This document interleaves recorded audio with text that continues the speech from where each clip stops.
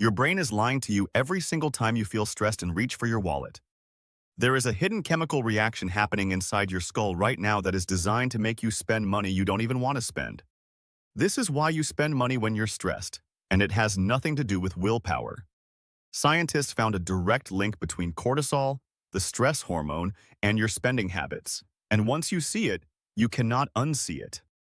In the next few minutes, I'm going to show you the exact moment your brain flips the switch from saving to spending, and the one question that can shut it off before you swipe your card.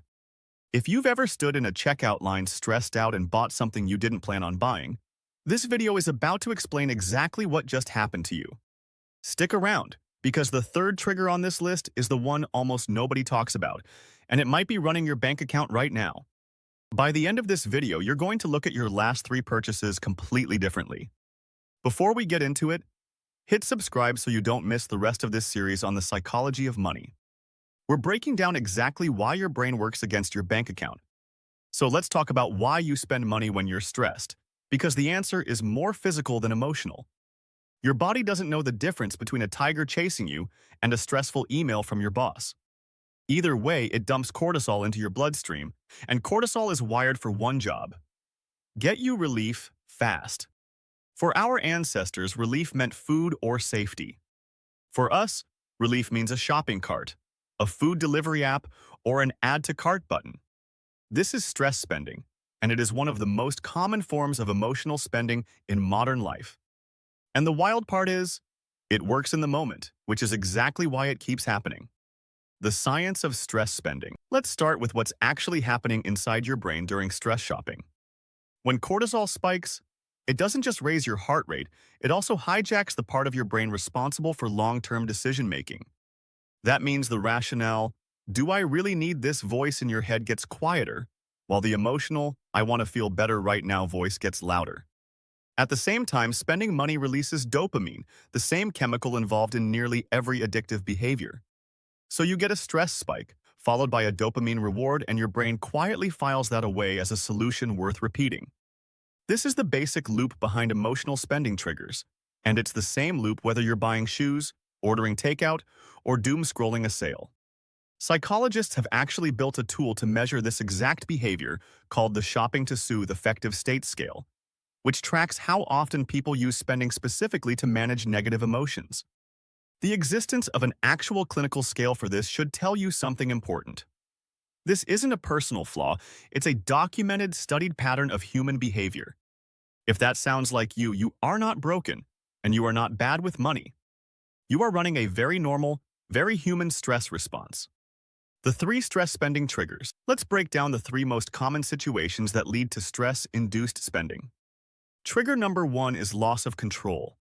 When something in your life feels unpredictable, a layoff scare, a relationship conflict, a health worry, spending money on something you can control becomes oddly comforting. Researchers have found that consumers under stress often spend more when they feel they have no power to change their circumstances, because buying something restores a small sense of control. It's not really about the item at all, it's about reclaiming a feeling of choice in a moment that feels chaotic. Trigger number 2 is emotional exhaustion. After a long, draining day, your willpower is genuinely depleted. The same way a muscle gets tired after a workout, and a tired brain reaches for the easiest reward available, which is usually retail therapy. This is why so many stress purchases happen late at night, when your defenses are at their lowest and your phone is right there in your hand. Trigger number 3, and this is the one almost nobody talks about, is identity protection. Sometimes we spend under stress not to feel better, but to prove something to ourselves, that we're still capable, still successful, still in control of our story, even when the truth is we're financially stretched thin. This third trigger is sneaky because it doesn't feel like stress spending. It feels like "I deserve this." And that single sentence has derailed more budgets than almost any other thought pattern in personal finance. If this is connecting any dots for you, this is exactly the kind of money psychology we cover every week here on ThinkRicher. So go ahead and hit that subscribe button now before we keep going.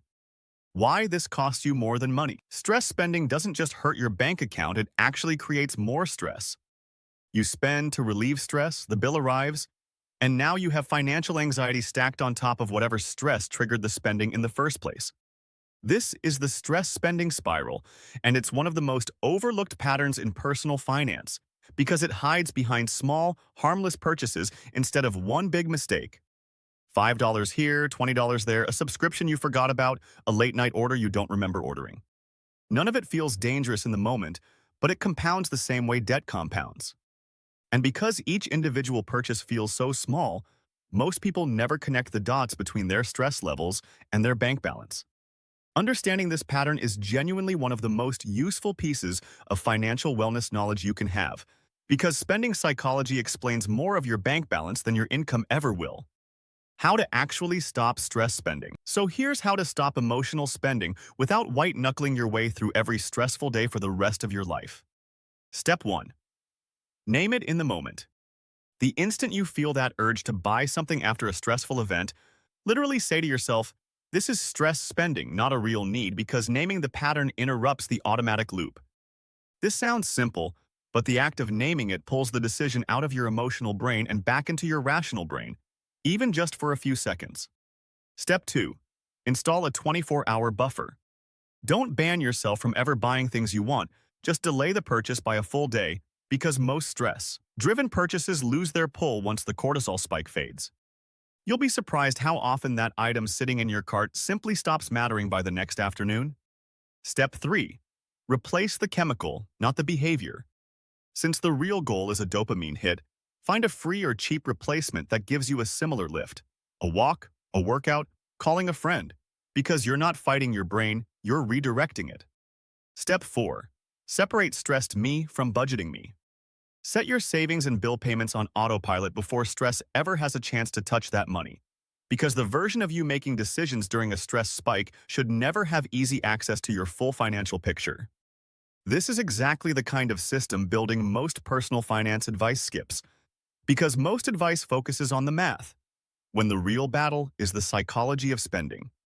So the next time you feel that stress spending urge creeping in, you'll know exactly what's happening. Your cortisol is spiking, your brain wants a dopamine reward, and your job is just to give it a cheaper one. That's the real answer to why you spend money when you're stressed. And now that you can see the pattern, you have the power to interrupt it. The goal isn't to never spend money when you're stressed. The goal is to make sure your stressed self isn't the one making your financial decisions. If this video helped you understand your own spending a little better, subscribe to ThinkRicher for more breakdowns on the psychology of money, wealth mindset, and the cognitive biases quietly running your financial life. Drop a comment and tell me which of the 3 stress spending triggers hit closest to home. And if you want to go even deeper on this topic, check out the video on screen now because it's the perfect next step from here.